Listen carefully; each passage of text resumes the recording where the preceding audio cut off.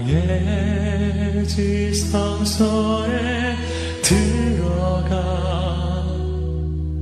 보좌해요. 할렐루야. 오늘 우리 아동부 성가대와 함께 호산나 찬양단이 아기 예수의 오심을 축하하는 은혜의 찬양으로 하나님께 영광 돌려주셨습니다. 우리 말씀 나누기 전에 오늘 성탄 주일 아침인데요, 우리 옆 사람 바라보면서 메리 크리스마스 우리 인사합니다. 메리 크리스마스. 즐겁고 행복한 성탄입니다. 할렐루야.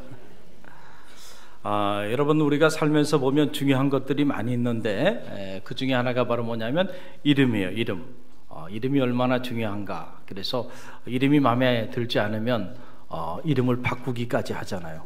그만큼 이름이 중요하다는 거예요. 이름이라고 하는 것은 단순한 고유명사가 아닙니다. 그 이름 속에 그 사람의 존재가 담겨 있죠. 할렐루야. 그래서 이름이라는 것이 중요한데 예수님도 이름의 중요성을 일찍이 우리에게 알려주셨어요. 그래서 우리에게 기도하라 말씀하시면서도 이렇게 말씀하셨어요. 너희가 지금까지 내 이름으로 아무것도 구하지 아니했지만 이제는 구하라. 그리하면 얻으리니 내 기쁨이 충만하리라. 할렐루야. 우리가 기도하는 일 얼마나 귀한 일이에요. 그러나 그 기도도 누구의 이름으로 기도하느냐는 너무너무 중요하다는 거예요.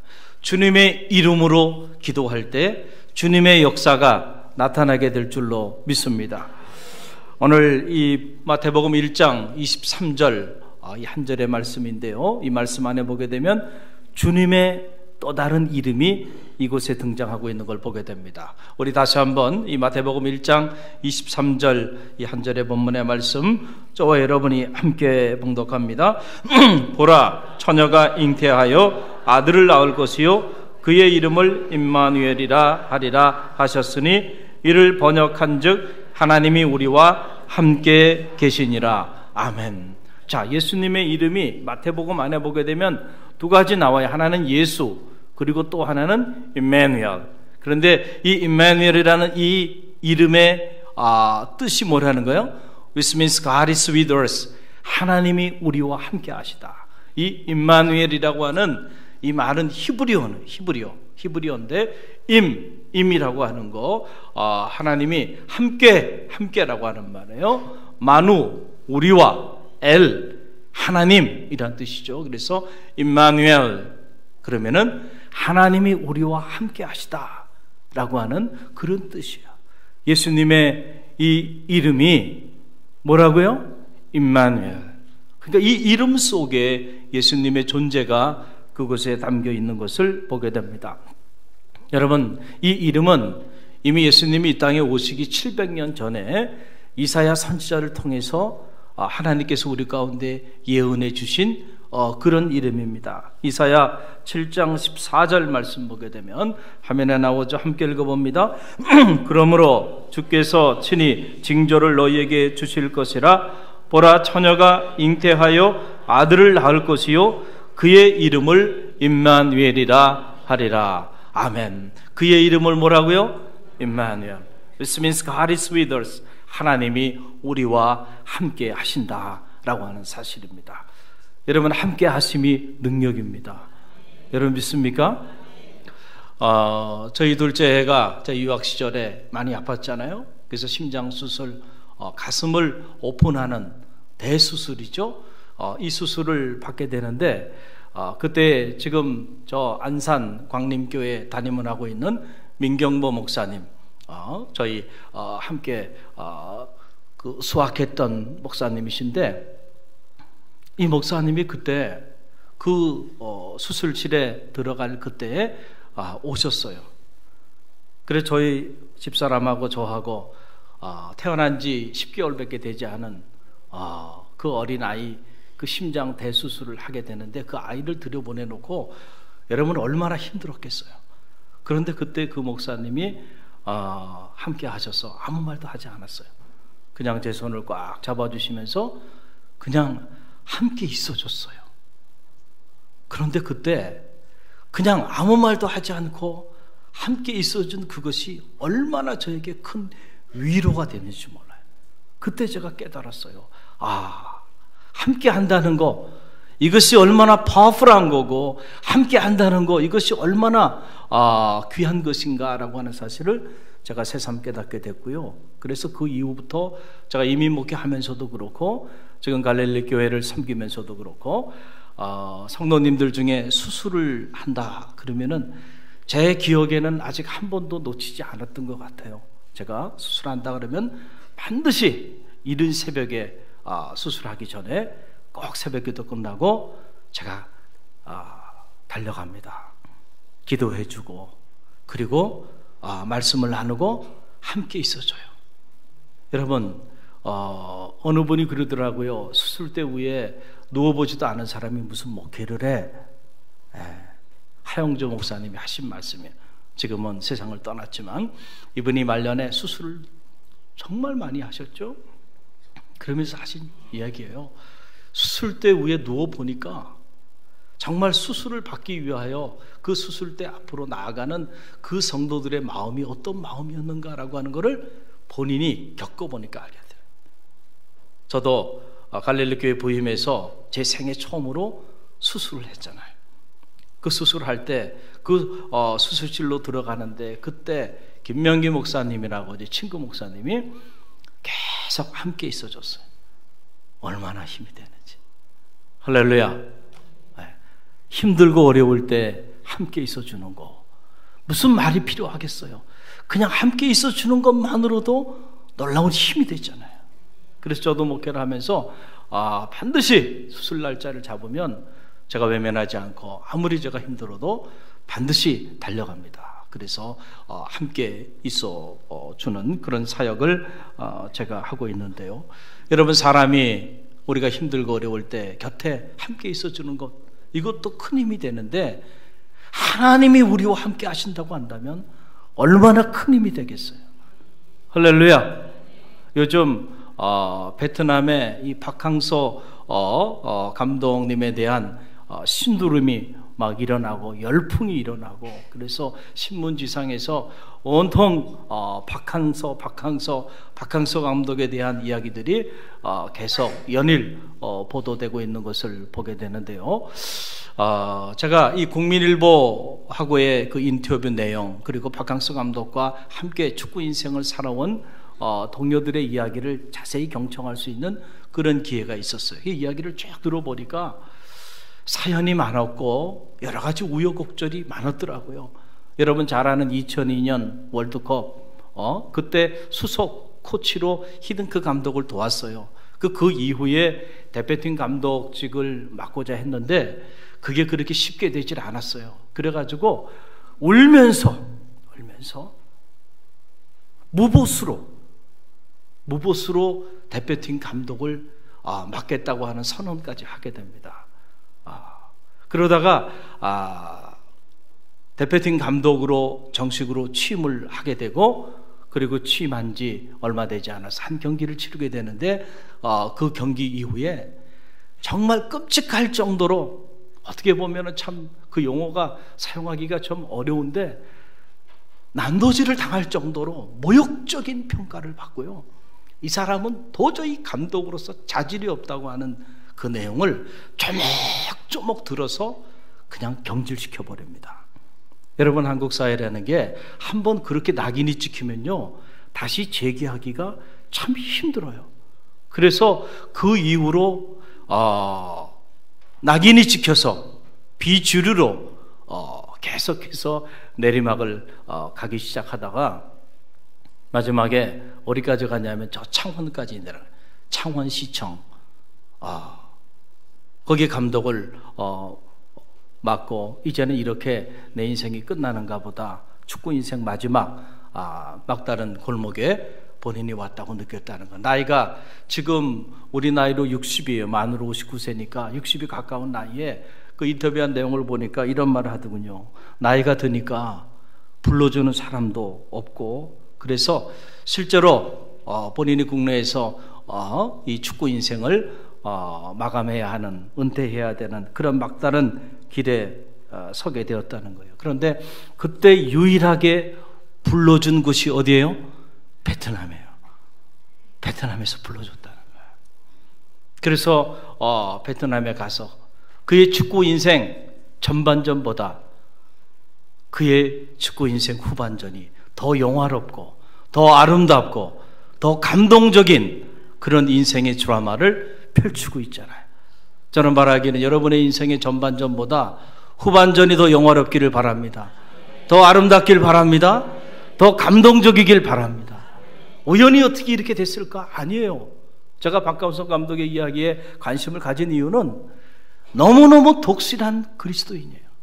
그의 아내 최상화 권사님 정말 신실한 기도의 사람이고 박항서 감독 역시 아주 철저한 기도의 사람이에요.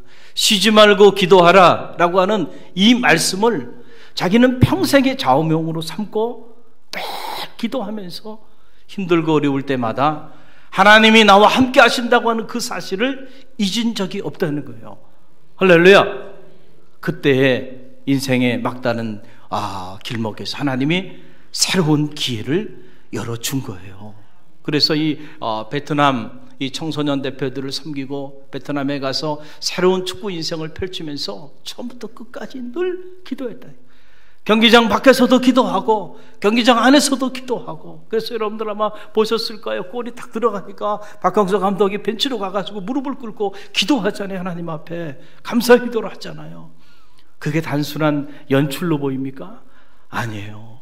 얼마나 간절하게 하나님 앞에 기도하고 또 기도하며 준비했으면 그 상황에서 여러분 무릎을 꿇고 하나님 앞에 감사의 기도를 올렸겠어요.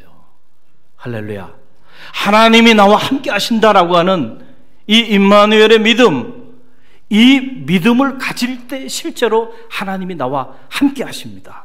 여러분 놀라운 일이죠?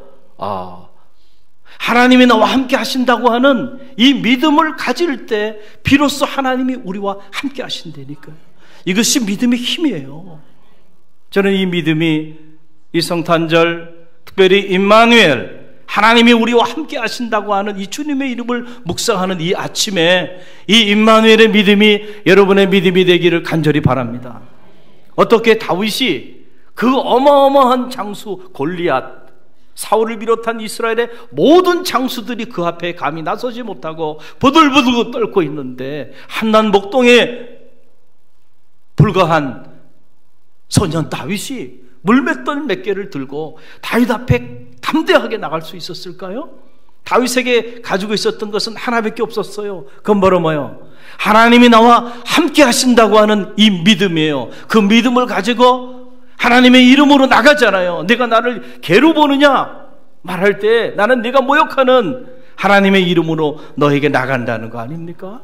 실제로 다윗은 하나님이 자신과 함께함을 믿었어요. 그랬을 때 실제로 하나님이 그와 함께 하셔서 물맷돌 하나로 거인 골리앗을 무너뜨리는 역사가 나타났잖아요.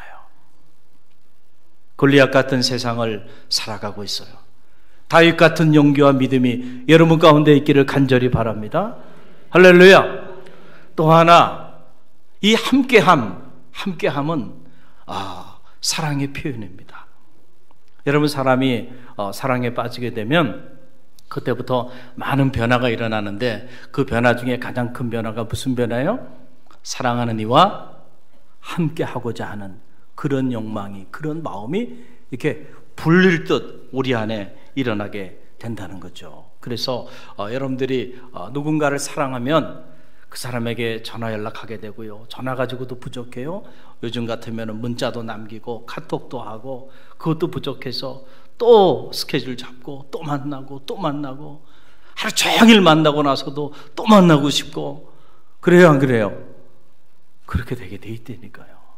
하나님이 우리를 너무너무 사랑하셔서 그래서 우리와 함께 하시기 위하여 하나님께서 스스로 인간이 되신 사건이 바로 뭐냐면 성탄입니다. 할렐루야. 이것은 우리를 향한 하나님의 가장 큰 사랑의 표현이에요. 요즘 우리 갈릴리 교회 목회실에 큰 변화가 일어났습니다.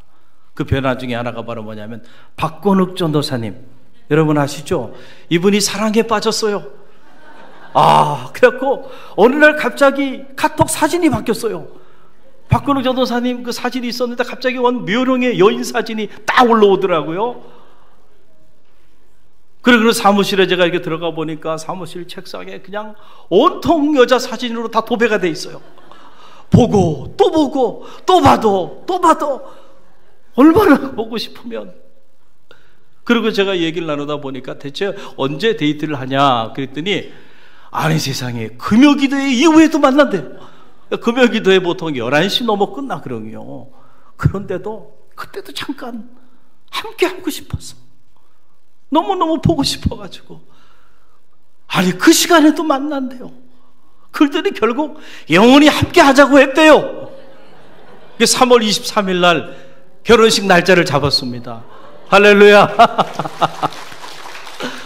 여러분 많이 축하해 주시길 바랍니다. 얼마나 사랑하면 영원히 함께 살자, 함께 하자. 그래서 결혼하는 거 아닙니까? 여러분 사랑하면 이처럼 우리의 삶에 많은 변화들이 나타나는데 그 중에 하나가 사랑하면 사랑하는 이와 내 삶을 나누고 싶어요. 내 삶을 분유하고 싶어요. 내 존재를 나누고 싶어요. 함께 하고 싶은 거죠. 왜 하나님이 예수 그리스도를 통하여 아기 예수로 우리 가운데 오셨을까요? 그리고 성서는 왜 그의 이름을 Emmanuel, It means God is with us, 하나님이 우리와 함께 하신다고 말했을까요? 하나님이 우리를 얼마나 사랑하셨으면 당신 스스로 하나님 되기를 포기하시고 그의 아들을 통하여 우리 가운데 오셨을까요? 우리 모두는 그 사랑을 받은 사람들이에요. 할렐루야. 오늘 이 성탄주일 아침 그 사랑이 경험되어지는 축복이 여러분 가운데 있기를 간절히 바랍니다. 여러분 그 사랑이면 넉넉하죠. 그 사랑이면 충분하잖아요. 그 사랑 안에는 결코 두려움이 없습니다. 그 사랑 안에 거하면 언제나 감사와 감격과 기쁨이 우리 가운데 가득 흘러 넘치게 돼 있어요. 오늘 그 하나님 사랑 안에 거하는 성탄 주일 아침이 되기를 주님의 이름으로 간절히 축원드립니다. 지난 주간 목요일 새벽에 새벽 기도를 끝나고 오래전에 신학교 시절에 읽었던 책 한 권을 읽을 수 있는 그런 큰 기쁨이 있었습니다. 바로 토마스 아켄피스의 그리스도를 본받아 The Imitation of Christ라고 하는 책인데 제2의 성서로 불리우는 중세 문학에 있어서 성서를 빼놓고 가장 위대한 책 중에 한 권, 바로 그리스도를 본받아라고 하는 책이에요. 두꺼운 책이 아닙니다. 근데 이 책을 새벽 기도를 끝나고 이렇게 읽기 시작했는데 손을 놓을 수가 없는 거예요. 그래서 오전 내내 그 책을 읽고 또 읽고 또 읽으면서 마음에 큰 위안을 얻고 감동을 받고 큰 기쁨을 누릴 수 있게 되었습니다. 그 책을 읽는 중에 보니까 이런 내용이 나와요. 제가 한 대목을 여러분에게 읽어드리면 이렇습니다. 모든 사람들 중에 가장 가난한 사람은 예수님 없이 사는 사람이고, 모든 사람들 중에 가장 부유한 사람은 예수님과 함께 사랑 안에 거하는 사람이다. 여러분 그렇습니다. 가장 불행한 성도가 누군가요? 예수님 없이 사는 거예요. 하나님 없이 사는 거예요. 가장 불행한 인생이 어떤 인생인가요? 자기를 빚어주신 창조주 하나님 밖에 사는 인생입니다. 주님 없이 살아가는 인생이에요. 가장 풍요로운 인생, 가장 부유한 인생은 하나님과 함께, 주님과 함께 그 은혜와 사랑 안에 살아가는 사람이에요. 이 성탄절, 이 주일 아침, 저는 바라기는 여러분이 하나님 안에, 그분의 사랑 안에 거하는 아침이 되기를 간절히 바랍니다. 그래서 세상이 뭐라고 말하든 여러분 가장 행복한 사람들이 되시길 바랍니다.